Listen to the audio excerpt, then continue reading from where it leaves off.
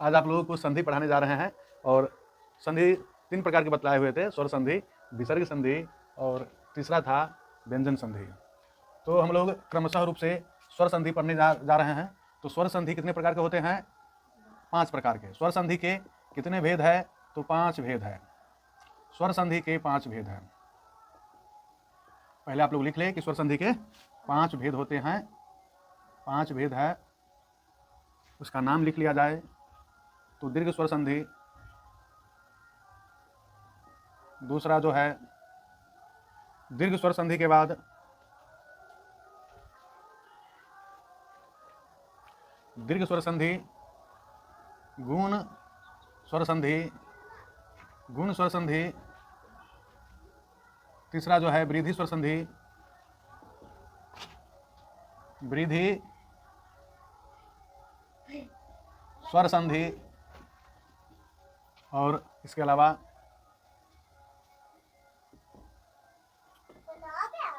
यन स्वर संधि एवं अयादि स्वर संधि होते हैं। अयादि स्वर संधि, स्वर संधि में मैंने बतलाया था कि जिस संधि में स्वर वर्णों का मेल होता है या स्वर वर्णों के विकार से जो नया शब्द बनता है उसे स्वर संधि कहते हैं। अयादि स्वर संधि तो हम लोग क्रमशः सिलसिलेवार से पढ़ेंगे। तो पहला है दीर्घ स्वर संधि। दीर्घ स्वर संधि, तो दीर्घ स्वर संधि के बारे में आप लिखेंगे और जानेंगे कि यदि संधि में यदि समान स्वर वर्णों का मेल होता है तो उसे दीर्घ स्वर संधि कहते हैं। वर्णों का मेल होता है और इसके साथ ही लिख ले मेल होता है और इससे हमेशा दीर्घ स्वर बनता है, दीर्घ स्वर वर्ण बनता है उसे, तो उसे दीर्घ स्वर संधि कहते हैं। उदाहरण के तौर पर आप देखेंगे, यानी जो इसमें परिभाषा लिखे हैं दीर्घ स्वर संधि का परिभाषा क्या है? यदि समान स्वर वर्णों का मेल होता है और इससे हमेशा दीर्घ स्वर वर्ण बनता है उसे दीर्घ स्वर संधि कहते हैं। दीर्घ स्वर संधि कहते हैं। यानी ये जो परिभाषा लिखे हैं इसे शॉर्टकट में समझ सकते हैं ट्रिक के माध्यम के। यानी शॉर्टकट में देखा जा सकता है कि अ और आ ये दोनों समान वर्ण हैं और इन समान वर्णों के मेल से हमेशा क्या बनेगा? दीर्घ वर्ण बनता है, यानी इसका दीर्घ रूप आ बनेगा। जैसे हर्ष ई, हर्ष ई, और इस दोनों हर्ष ई से दीर्घ ई बनेगा। दीर्घ उ, हर्ष उ के मेल से हमेशा दीर्घ वर बनेगा, या री के मेल से हमेशा दीर्घ री बनेगा। तो यह नियम यही कहना चाह रहा है कि समान वर्णों के मेल से जब समान वर्णों का संधि होता है तो इससे हमेशा इसका दीर्घ स्वर वर्ण बनता है, इसे ही दीर्घ स्वर संधि कहते हैं, इसलिए इसका नाम है दीर्घ स्वर संधि। उदाहरण के तौर पर देखें, जैसे हो गया वात जोर आवरण। वात जोर आवरण लिखिए, और इसमें किसका किसका मेल हो रहा है? तो इसमें मेल हो रहा है शुरू का अ और बाद वाला का आ, और इस दोनों के मेल से आ बनेगा और ये हो जाएगा वातावरण। वातावरण क्या हो गया? वातावरण। आप देख रहे हैं कि वात पहला शब्द के अंतिम वर्ण अ और दूसरे शब्द के पहला वर्ण आ, इस दोनों के मेल से यहाँ आ बनकर यहाँ हो गया वातावरण। इसके अलावा उदाहरण देखें, जैसे हो गया कालजोर अंतर। कालजोर अंतर, दोनों में और अ का मेल है और दोनों अ के मिलने से आ बन गया और इस शब्द के काल और इस शब्द के अंत का तर ज्यों का त्यों है, सिर्फ इसमें और अ के मेल से यहाँ आ बना है और यह एक कॉन्सेप्ट को ध्यान में रखना होता है कि समान वर्णों के मेल से हमेशा दीर्घ वर्ण बनता है, और ये दीर्घ स्वर वर्ण संधि का दीर्घ स्वर संधि का उदाहरण हुआ। इसके अलावा और उदाहरण है जैसे विद्याधर आलय, तो इसमें भी आ और आ का मेल हो रहा है और दोनों मिलकर बड़ा आ बनकर रह जाएगा। इसके अलावा देखिए जैसे गिरिज और ईश, गिरिज और ईश, दोनों में क्या है, तो दोनों में हर्ष ई है और दोनों के मिलने से यहाँ दीर्घ ई बन गया और ग्रीस लिखाया। इसके अलावा है रवि जोर इंद्र, रवि जोर इंद्र, इसमें भी आप देख रहे हैं कि इस हर्ष ई के मेल से यहाँ दीर्घ ई बन गया है और ये रविंद्र ऐसा लिखा और पढ़ा जाता है, चूंकि इसमें दीर्घ स्वर संधि हो रहा है। इसके अलावा है जैसे उदाहरण है भानुजोर उदय, भानुजोर उदय, भानु इसमें ऊ है और इसमें ऊ है, ये दोनों मिलकर दीर्घ ऊ बन गया और यहाँ लिखाता है भानुदय। तो ये रहा आपका दीर्घ स्वर संधि। अगला हम लोग पढ़ेंगे गुण स्वर संधि, गुण स्वर संधि। तो ये दीर्घ स्वर संधि का उदाहरण रहा। अगला जो है गुण स्वर संधि पढ़ेंगे। गुण स्वर संधि के बारे में सुनेंगे और आप लोग लिखेंगे। गुण स्वर संधि के बारे में आप लोग नोट करेंगे कि गुण स्वर संधि क्या है। तो गुण स्वर संधि के बारे में लिखे, गुण स्वर संधि किसी, तो गुण स्वर संधि के बारे में आप समझे पहले कि गुण स्वर संधि का अर्थ हुआ कि यदि अ या आ के बाद ई उ या री रहे तो अ का और ई के मेल से ए हो जाता है और अ और री के मेल से अर हो जाएगा और अ और उ के मेल से ओ हो जाता है। यही गुण स्वर संधि में आपको लिखना है कि यदि अ या आ के बाद क्या रहे, ई रहे या दीर्घ ई रहे या उ दीर्घ उ या री दीर्घ री रहे तो ये रहे तो ई और ई का ए हो जाता है, उ क्या चीज उ का ओ हो जाता है एवं री का अर हो जाता है, अर हो जाता है। तो इस प्रकार के संधि को क्या कहा जाता है, गुण स्वर संधि कहा जाता है। तो उसे गुण स्वर संधि कहते हैं। अब इस चीज को आप लोग शॉर्टकट में ऐसे समझेंगे कि अ के बाद ई या ई रहे, ई और ई रहे तो दोनों के मेल से ए बनेगा। क्या बनेगा, ए। ऑब्जेक्टिव में भी कई क्वेश्चन बनता है इस टाइप के प्रश्न में कि और ई के मेल से कौन सा वर्ण बनता है, तो और ई के मेल से ए बनता है। यह परिभाषा के द्वारा स्पष्ट हो रहा है कि और ई के मेल से ए और अ या आ इसके बाद उ रहे तो दोनों के मेल से ओ बनेगा। अ या आ के बाद री रहने पर अर बनेगा। ये आप इसे बंद बक्सा में ऐसे करके नोट कर सकते हैं कि गुण स्वर संधि ये शॉर्टकट में इतना में ही आप समझ पाएंगे कि और ई के मेल से ए बनता है और उ के मेल से ओ और अ या आ के बाद री रहे तो अर बनेगा। यह गुण स्वर संधि के परिभाषा के अनुसार है। अब इसका उदाहरण के तौर पर देख लिया जाए तो जैसे हो गया अ या आ के बाद ई रहे, जैसे हो गया राका जोरीस, तो इसमें किसका किसका मेल है, राका जोर ईस, तो आ और ई के बाद इस यहाँ पर ए हो जाएगा और ये दोनों मिलकर राकेश हो जाएगा। यहाँ का आ और यहाँ का ई इस दोनों का लोप हो जाता है और यहाँ ए कार बन गया। कहने का मतलब है कि आ और ई के मेल से ए हो जाता है, ये दिखा रहा है राकेश। इसके अलावा है रामादोरीस, तो यहाँ हो जाता है रमेश। यहाँ पर भी आप देख सकते हैं कि आ और ई के मेल से ए हो रहा है। इसके अलावा सूर्य जोर उदय, सूर्य जोर उदय। तो यहाँ किसका किसका संधि हो रहा है? सूर्य का अ और उदय का उ। तो अ और उ दोनों के मेल से ओ बन जाएगा। क्या बनेगा? ओ। और यह हो क्या जाएगा? सूर्योदय। और अ और अ के बाद री रहे, अ के बाद क्या रहे? री रहे। यहाँ जहां जहां भी अ लिखे हैं वहां अ और आ दोनों हो सकता है, और जहां ई लिखे हैं वहां ई और दीर्घ ई दोनों हो सकते हैं। तो री वाला के उदाहरण देख लीजिए, जैसे महाजोर ऋषि, महाजोर ऋषि। इसमें किसका किसका संधि हो रहा है? आ का और री का। तो आ और री मिलकर क्या बन जाएगा? अर बनेगा। क्या बनेगा? अर। और यह हो जाएगा महर्षि। यहाँ पर क्या हो जाएगा? महर्षि।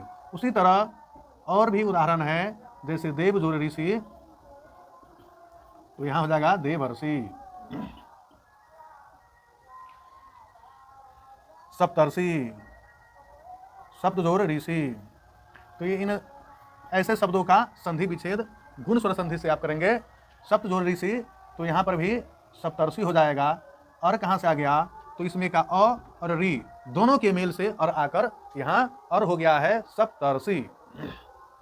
तो ये रहा आपका गुण स्वर संधि। फिर अगला बतला रहे हैं यन संधि, सॉरी वृद्धि संधि, फिर इसके बाद आयादी संधि बताएंगे और इसके बाद यन संधि बताएंगे।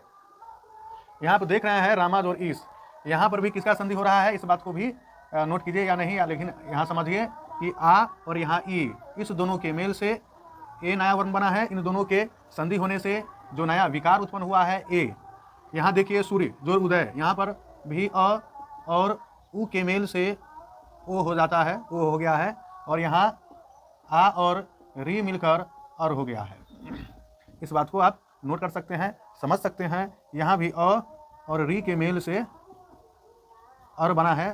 तो यह संधि कैसे हुआ है, इस चीज़ को समझाने के लिए, बताने के लिए मैंने ऐसा लिख रखा है। आपको लिखने की जरूरत ऐसा नहीं है, समझने के लिए एक आप नोट कर सकते हैं।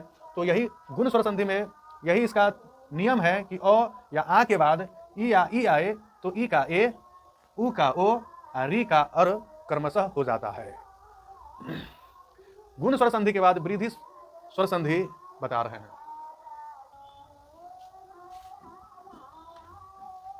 वृद्धि स्वर संधि, वृद्धि स्वर संधि का अर्थ है कि वृद्धि होता है, संधि होकर उसमें उसके वर्ण में वृद्धि होता है। अर्थात अ और आ के बाद, अ और आ के बाद ओ रहे तो औ हो जाता है, आ के बाद ए आए तो ऐ हो जाता है। यही आपको वृद्धि स्वर संधि में परिभाषा में आप लिख सकते हैं। क्या लिख सकते हैं? तो लिखिएगा, यदि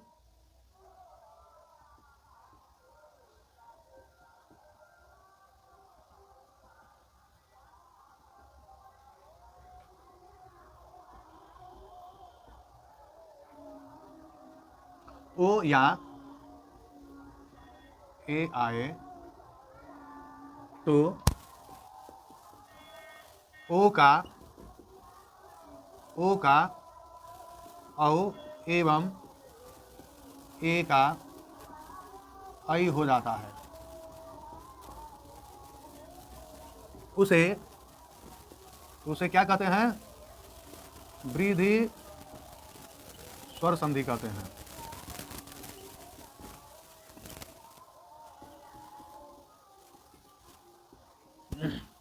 तो ये तो परिभाषा हुआ, शाब्दिक परिभाषा हो गया, शाब्दिक रूप में ये है वृद्धि स्वर संधि। लेकिन इसे आप शॉर्टकट में ऐसे भी समझ सकते हैं या याद रख सकते हैं कि अ या आ के बाद, अ और आ के बाद ओ रहे तो औ हो जाएगा। अ या आ के बाद ए रहे तो ऐ हो जाता है। यानी वर्ण में, स्वर वर्ण में वृद्धि हो गया। स्वर वर्ण में क्या हो गया? वृद्धि हो गया। ए से ऐ हो गया और ओ से औ। तो इस तरह के रूप वाले संधि को वृद्धि स्वर संधि कहा जाता है, वृद्धि स्वर संधि कहते हैं। वृद्धि स्वर संधि में क्या होता है, या दीर्घ स्वर संधि में या गुण स्वर संधि में आपको क्या लिखाया गया है कि यदि अ या आ के बाद, तीनों में सेम चीज है, तीनों में क्या है? सेम चीज है। अ या आ के बाद कुछ स्वर वर्ण रहे तो ऐसा हो जाता है, तीनों संधि में लिखाया गया है। तो वृद्धि स्वर संधि में है अ आ के बाद ओ रहे तो औ, ए रहे तो ऐ हो जाता है। शॉर्टकट में ये बात रहा। और इसका उदाहरण देख लिया जाए। जैसे हो गया 1 जोड़ 1, 1 जोड़ 1, तो यहाँ हो जाएगा 1 1। क्या हो गया? 1 1। इसमें किसका किसका संधि हुआ है? अ का और इसके बाद ए का। अ के बाद ए आया और ए का ऐ हो गया, और इसे ही दीर्घ स्वर संधि कहते हैं। और ए ऐ हो जाने के कारण क ऐ हो गया तो 1 1 यहाँ लिखा जाता है। तो 1 और 1 इस दोनों के अ और ए के संधि होने से ऐ हो गया। इस प्रकार यह 1 1 लिखाया है। और जैसे उदाहरण देख लीजिए। जैसे हो गया सदा जोड़ एब, सदा जोड़ एब। आ के बाद ए आएगा तो ए का क्या हो जाएगा? ए का ऐ हो जाएगा, और यहाँ लिखा जाएगा सदैव। ठीक उसी प्रकार महाजोड़ औषध, तो इस दोनों के मिलने से क्या बन जाएगा? तो ये ओ का औ हो जाएगा, तो यहाँ औ हो गया, और यहाँ हो जाएगा महौषधि, या औषधि यहाँ लिख सकते हैं। और महाजोड़ औषधि तो महौषधि, महौषधि शब्द बनेगा। उसी तरह वन जोड़ औषधि, वन जोड़ औषधि, तो यहाँ हो जाएगा वनौषधि हो जाएगा। और इस प्रकार इसके कई उदाहरण हो सकते हैं वृद्धि स्वर संधि के। फिर अगला स्वर संधि की अगला परिभाषा लिखने से पहले फिर मैं एक बार दोहरा देना चाहता हूँ दीर्घ स्वर संधि, गुण स्वर संधि एवं वृद्धि स्वर संधि के उदाहरण को। तो दीर्घ स्वर संधि में क्या बतलाए हैं? तो दीर्घ स्वर संधि में बतलाए हैं कि अ के बाद अ आए तो इसका दीर्घ रूप आ हो जाएगा। ई के बाद ई रहे तो हमेशा दीर्घ रूप ही होगा। समान वर्णों के मेल से, यानी ऊ और ऊ के मेल से हमेशा दीर्घ ऊ बनेगा। री और री के मेल से हमेशा दीर्घ री बनेगा। तो ये सब जो सैंपल है, ये जो रूप है, ये दीर्घ स्वर संधि के हैं।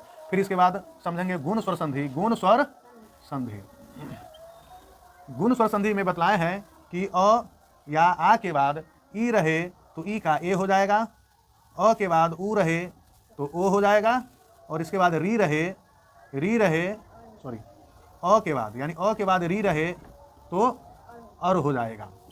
तो ये गुण स्वर संधि। और वृद्धि स्वर संधि में ऑलरेडी मैंने यहाँ लिख रखा है कि अ के बाद ओ रहे तो अ हो जाएगा, ए रहे तो ऐ हो जाएगा।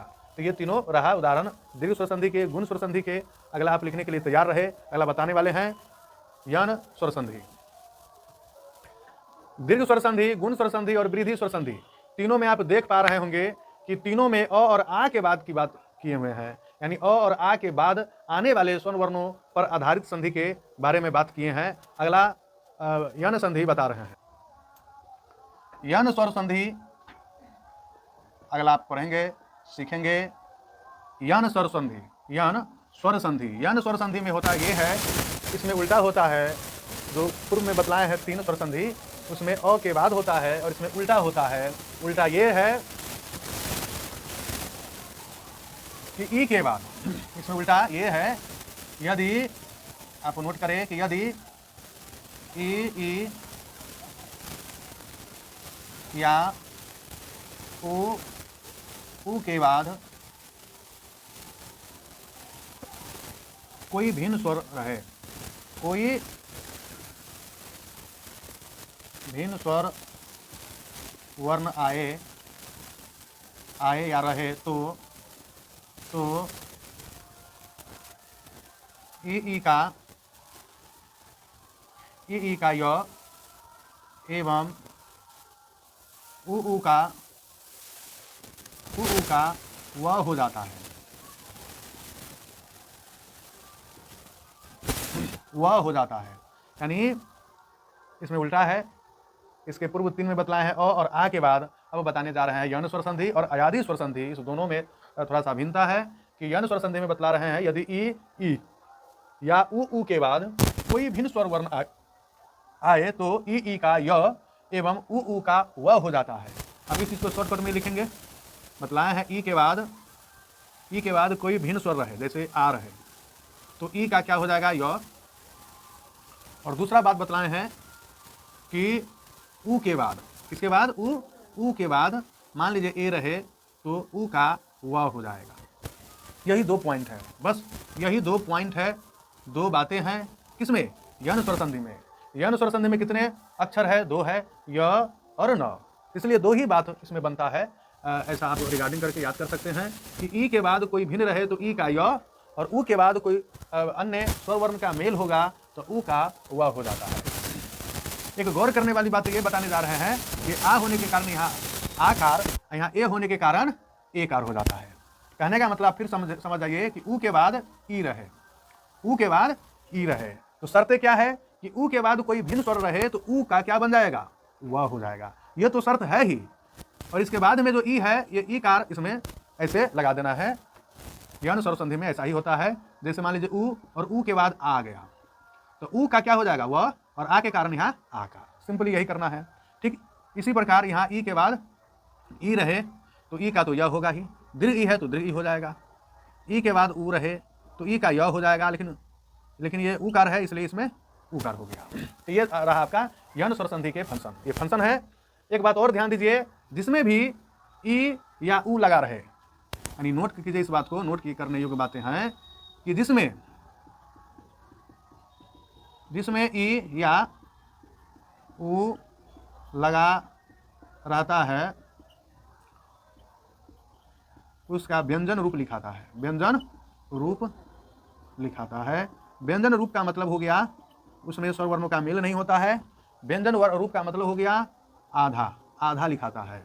जैसे यहाँ उदाहरण से आप समझ जाएंगे भली भांति कि प्रति जोड़ एक, प्रति जोड़ एक, इसमें किसका किसका मेल हो रहा है, ई का और ए का। नियम है क्या बतलाए हैं यन स्वर संधि में? यन स्वर संधि में दो अक्षर है, दो ही बात बतलाए हैं। ई के बाद कोई भिन्न रहे तो ई का य हो जाएगा, और ऊ के बाद कोई रहे तो ऊ का व हो जाएगा। तो इसमें ई के बाद ए है तो क्या हो जाएगा, यहाँ य बनेगा। क्या बनेगा, य। और जिसमें भी ई लगा रहे, यहाँ लिखे हैं जिसमें भी ई रहे या ऊ लगा रहे, ई रहे यानी ई या ऊ लगा रहता है, उसका व्यंजन रूप लिखाता है, अर्थात आधा वर्ण बन जाएगा। तो में ई कार है तो क्या बन जाएगा, आधा, और यहाँ हो जाएगा प्रत्येक, प्रति जोड़ एक, प्रत्येक, ए यानी यहाँ पर हो जाएगा ए कार। उसी तरह जैसे हो जाएगा इति जोड़ आदि, इति जोड़ आदि, तो ये हो जाएगा इत्यादि, इत्यादि रहा। इत्यादि के बाद जैसे और भी उदाहरण है परिजोड़ आवरण, परिजोड़ आवरण, तो यहाँ हो जाएगा पर्यावरण। पर्यावरण में आप देखें कि ई के बाद आ है तो किसमें ई लगा हुआ है, र में, इसलिए र आधा लिखाया है, आधा यानी संयुक्त के रूप में लिखाया है, और ई के कारण यहाँ यह हुआ है। तो ये उदाहरण रहा ई वाला। अब उदाहरण बताने जा रहे हैं ऊ वाला। कौन वाला, ऊ वाला। जैसे हो गया अनुजोड़, अनुजोड़ अय, अनुजोड़ अय, तो ये हो जाएगा न में ऊ लगा हुआ है तो इसके कारण ये हो जाएगा आधा न, और ऊ के कारण यहाँ क्या होगा, व। चूंकि आपको सिखाया गया है, बतलाया गया है कि ऊ के बाद कोई भिन्न स्वर रहे तो ऊ का व हो जाएगा। तो यहाँ ऊ है तो ऊ के बाद अ है तो ये हो जाएगा व, और जिसमें भी ऊ लगा रहता है वो हो जाएगा क्या चीज, आधा, तो हो जाएगा अनवय, ऐसे अनवय। इसके अलावा और भी उदाहरण है, जैसे हो गया अनुजोड़ एसन, अनुजोड़ एसन, तो इसमें ऊ वाला क्या हो जाएगा, अन, ऊ के कारण यहाँ आया व, ए है तो यहाँ ए, स और न।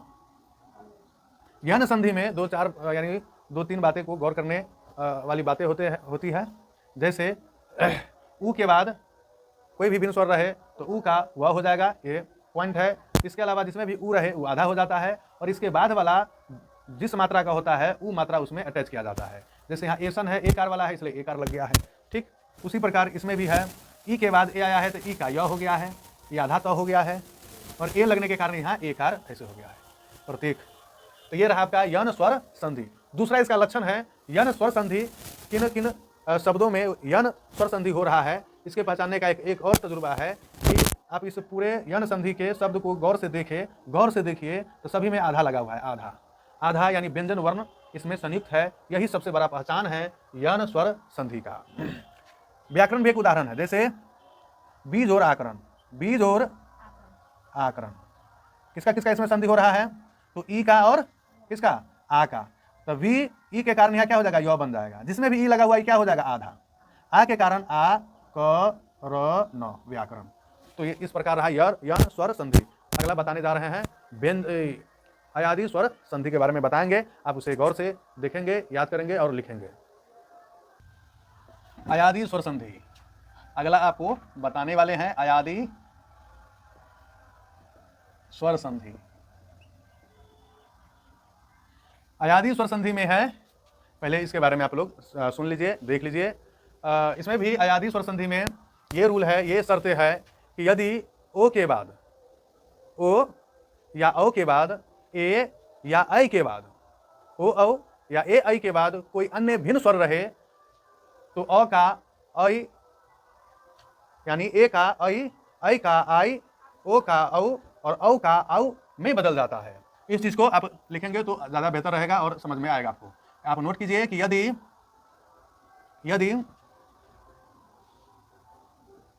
ओ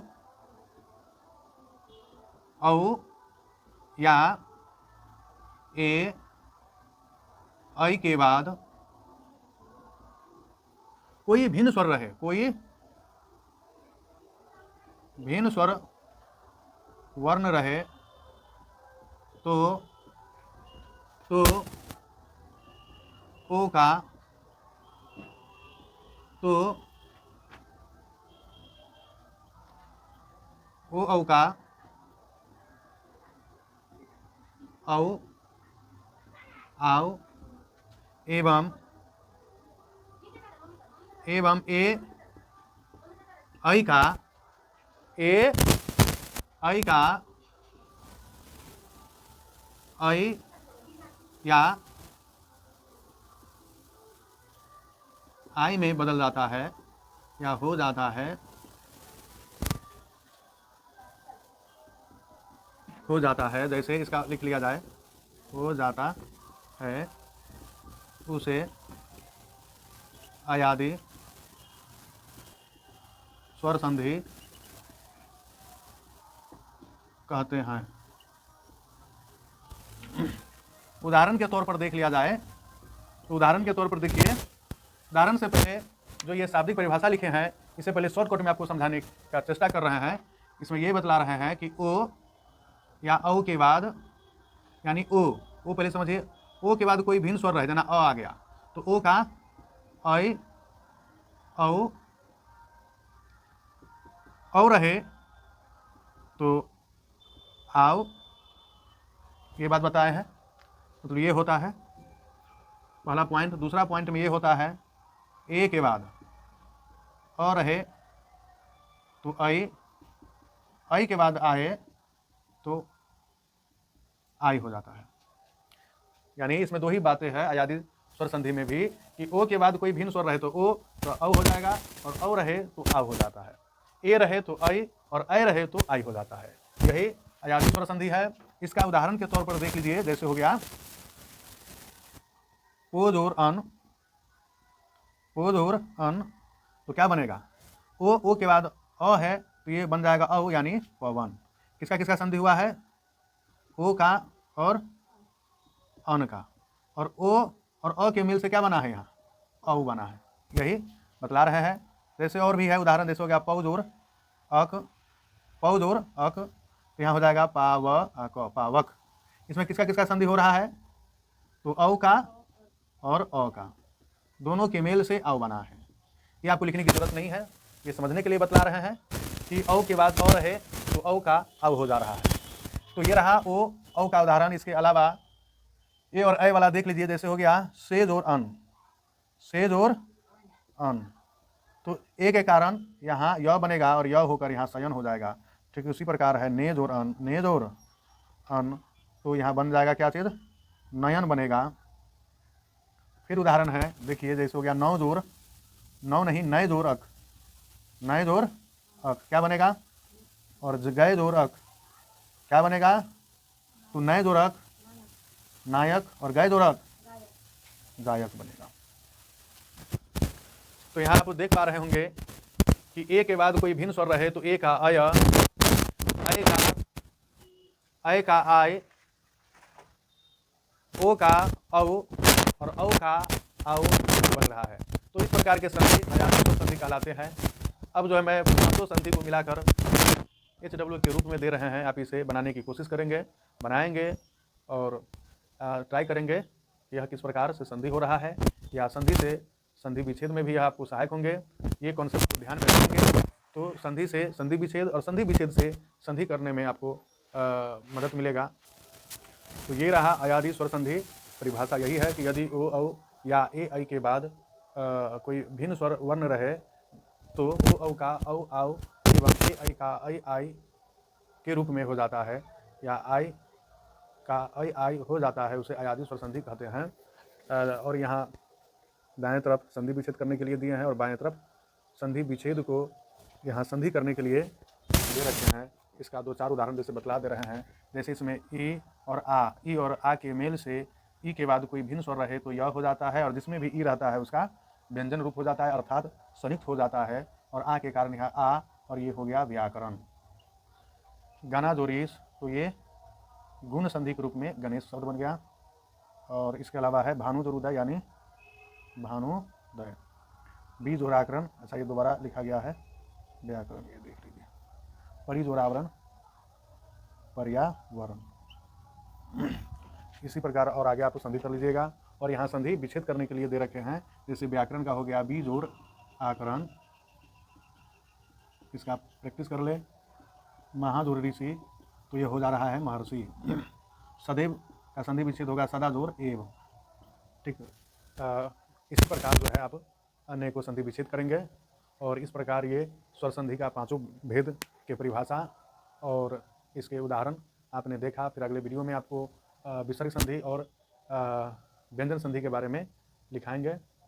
आपने वीडियो ध्यानपूर्वक सुना और देखा और सीखा, इसके लिए